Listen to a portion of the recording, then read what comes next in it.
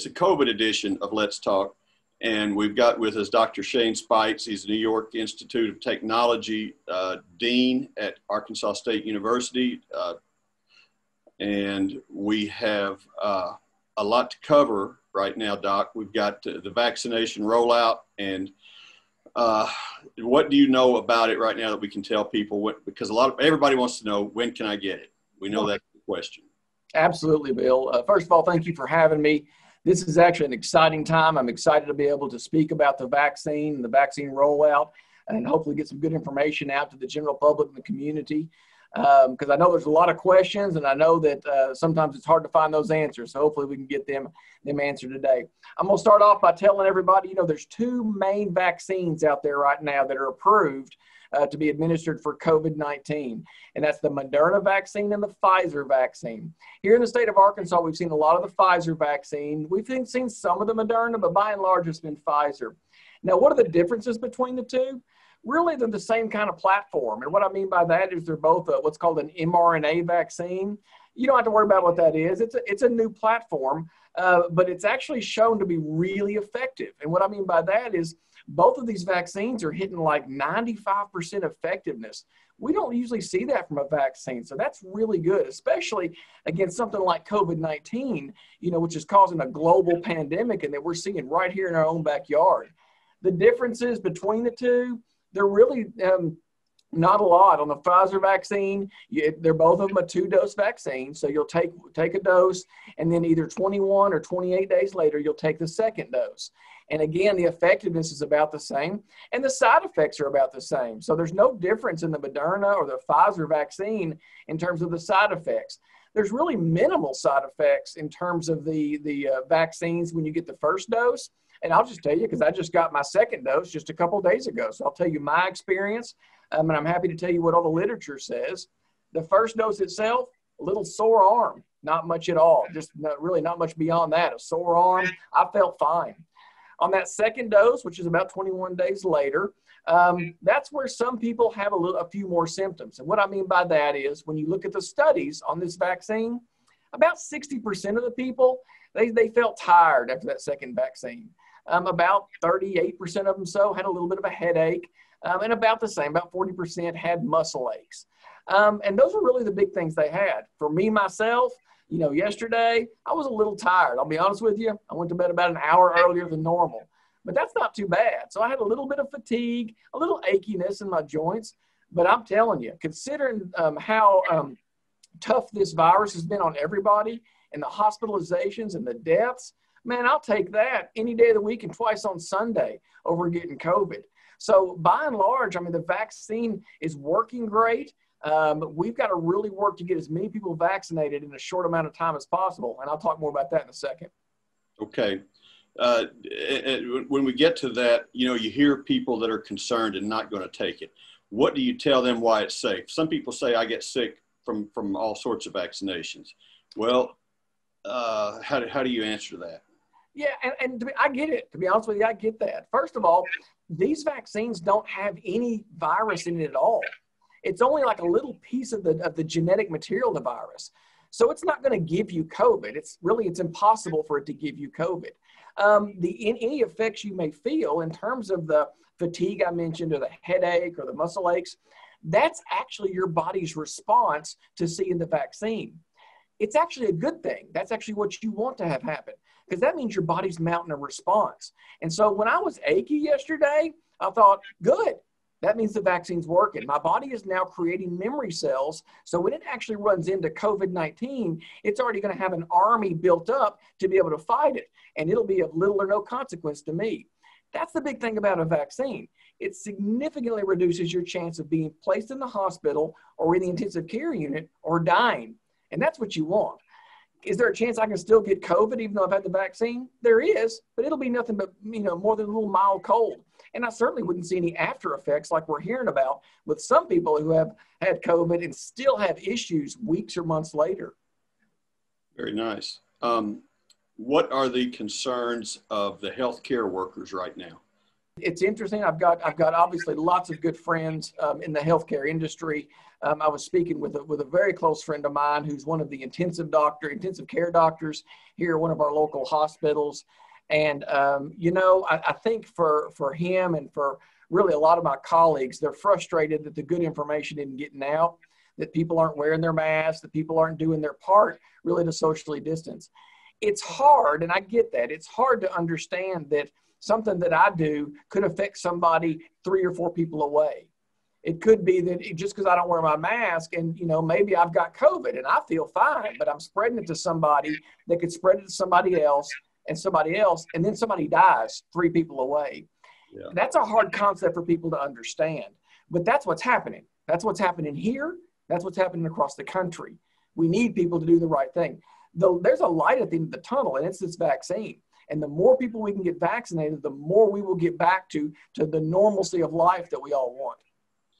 And that's part of the thing that's happening right now. And we've seen it for a long time, but every time we think it's bad, we see the numbers get a little bit worse. So you've got ongoing pressure to which some people will just say, we just have to sit back and accept it, but we don't. No, that's not the right answer, is it? So what's the message to tired residents, to tired families, to financial stress? I know you're not a doctor is supposed to know everything. So this is your, No. what strategies have you used, and tell me how it works out? I'll be honest. It's the same conversations I have at home. My kids are tired of this. My family's tired of this. My wife hasn't had a chance to really see her in-laws or hug her mom or dad in months. We're getting there. We're getting the vaccine. And so we are so close to being at the end of this. This is like the last leg of the race. We've run it this whole time. Don't let up now. This is not the time to give up. This is not the time to throw in the towel and say, I quit. This is the time to double down. This is the time to push forward, finish the race, and do it right, which is, again, that's with the vaccine. We really are. We're almost there. We've really got some really good treatments. I don't know why, to be honest with you, it's not catching as much in the news as it should be, because it should. Monoclonal antibodies, if you are an individual at high risk and you get diagnosed with COVID now, call your local hospital. They have monoclonal antibodies. I'm on a meeting weekly with hospitals in this region, and they have the monoclonal antibodies to treat you. So just here in Jonesboro, NEA Baptist and St. Bernard's, they both have this medication. So if you're at risk and you get diagnosed with COVID anytime now, pick up the phone and call either one of those 2 hospitals. They have medication to treat you. Why is that a big deal? It reduces your chance of being hospitalized or placed in the ICU by 70%.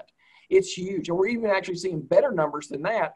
We're starting research trials ourselves on what we're seeing here, because we're seeing even better numbers than that in our own community. So we've got a good vaccine. As we get more of it, we'll get it out there. We've got a good treatment. We're toward the end of this. If people can just buckle down and just hang in there. They have to hang in there, and that's the whole point, I think, right there.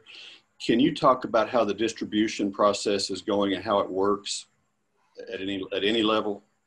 I'll do my best. I'll be honest with you. There's a little bit of a veil on the distribution process. So I'll tell you what I know. Okay. Right now, the vaccine is being distributed. There's a large amount of vaccine being distributed by the states through the Arkansas Department of Health to local pharmacies and local hospitals. Right now, those are the only 2 groups or only 2 organizations that are getting vaccine. Now, the issue is they don't really know from week to week how much vaccine they're going to get, or if they're going to get vaccine that next week. So they try to schedule people who want the vaccine, people in those priority groups, the 1A group or the 1B group. And right now, people can sign up, those individuals over the age of 70, or any of your K-12 teachers or those in higher education at any level, they can sign up for the vaccine. The problem for the pharmacies and the hospitals, and I share their frustration, they may not find out until like the day of or right before that, oh my gosh, we're not going to get enough vaccine. I've got 300 or 400 people signed up and I'm only getting 50 doses, or I'm not getting any. And so that's frustrating. So that's a communication thing going on at the state level. I think it will get better. I think as we see more and more vaccine become available, I think you'll continue to see that issue go away. My hope is that we get to the point where we're able to do a mass vaccination clinic. Arkansas State University has been great to work with. And so partnership between NYIT and Arkansas State, we're working right now to see what it would take to put on a mass vaccination clinic on the ASU campus. Still very much early in those discussions, but as soon as vaccine is available, we feel like we've got the facilities and the workforce so that a very large percentage of the community that wants it will be able to get that vaccine. The rate limiting step right now, or the holdup, so to speak, is really getting the vaccine. And that's a problem not only here in Arkansas, it's a problem across the country. Right, right. And, you mentioned that we're at the finish line for whatever, or at least we're around in the home stretch. And so how do we mark the progress we've made? I mean, is there anything else what more markers are we having to look for? Anything other? Once we start getting a large percentage of the community vaccinated, I think you're going to start seeing numbers really plateau and drop. You're going to see hospitalizations drop. You're going to see deaths drop. We're kind of racing against the clock right now, and I think this is important for people to know. There are some variants to COVID-19, and specifically, there's a variant that's come over from the UK. There's one from South Africa. There's a couple of other ones. There's one that's even popped up here recently in the United States. We're concerned about those variants because in all of those variants, it's allowed the virus to spread more rapidly. And what I mean by that is, so let's say a person with COVID walks into a room and, right now with the normal variant, they would infect 2 or 3 people. Well, with this new variant, they may infect 4 or 5 people. And so now all of a sudden the number of people that get infected has gone up. And so it actually transmits much more quickly from person to person. That's an issue. That's an issue we're seeing in the UK. In Ireland, they have seen significant increase in the number of cases. When you see cases go up, you'll see hospitalizations go up, you'll see deaths go up. So we're trying to get ahead of that. So we've got probably till March or April until that UK variant is really widespread here in the United States. So we've got to do everything that we can to get as many people vaccinated in our community as we can to protect them, because the vaccine works against the variant. And so all of our recent studies now show that of the variants that have been picked up across the world and even here in the US, our vaccine is successful against it. So that's really the only protection that you've got looking down the road now. Like you mentioned, that there's no COVID in the vaccine. And I think people understand the flu to have a little bit of the flu in these vaccines. So can you explain the difference and the fact that the symptoms will not indicate that you've got a little bit of COVID in you? Yeah, absolutely. And so what happens is, and the neat thing about this new vaccine, and I've been studying it a lot, and this is not, I say a new vaccine, we've actually studied this technology for several decades. We've not used it in large scale vaccination like we are now, but this is not a new technology. The neat thing about it is it's almost like you're getting more specific to what your body needs to know. So rather than using a shotgun, we're using a rifle to be able to say, this is what the body needs to know to be able to fight this virus. And so it helps the body really create a battle plan, so to speak, a more detailed plan of how to fight it. From a flu standpoint, from influenza, we do a really good job with the influenza vaccine, but that's a technology we've used for a long, long time. We grow that on eggs, and it takes months and months to grow it, and then we only have so much of it. Once all the flu vaccine's been used, there's no flu vaccine available. This new technology is really the next level of vaccine that we've needed to move to for a while, and just hadn't had the opportunity. Will we have to vaccinate every year for COVID-19? Good question. The latest data that has come out probably in the last week and a half says that this vaccine platform, we're good for several years. Now that's just the best guess right now, but from what we can tell, that right now this vaccine will cover you for several years. So knock on wood, we hope that we won't need one. It really depends upon how much the virus changes. If the virus changes a lot, you may need another vaccine. But right now, the best evidence says that the vaccine that you get, that will cover you for several years. Very nice. I guess the last thing we want to talk about is just the optimism and the promise that if we get this vaccine, we are going to feel better, and maybe we'll be back to normal by what, late summer? Will we call that normal? You know, that's what the hope is, to be honest with you, Bill. And there's still a lot of unknowns there.